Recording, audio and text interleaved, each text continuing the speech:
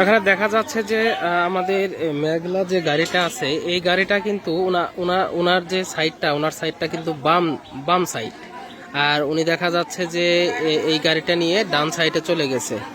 আর সামনের যে গাড়িটা এই গাড়িটা সিয়াম গাড়ি, সে তার সাইডটা হচ্ছে বাম সাইড, সে বাম সাইড দিয়েই কিন্তু আসলে যথাযথভাবে চলছিল।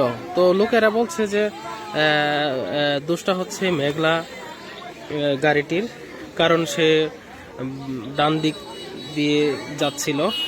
আর এদিকে দেখতে পাচ্ছেন যে অবস্থাটা কি। তো ইতিমধ্যে আসলে কোনো হতাহতের ঘটনা ঘটেনি।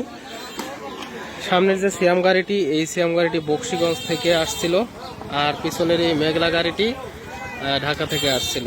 তো যাত্রী বাহী এই গাড়িটিতে কোনো নিহতের কোনো খবর পাওয়া যায়নি ইতিমধ্যে, কিন্তু আহত হয়েছেন অনেকেই।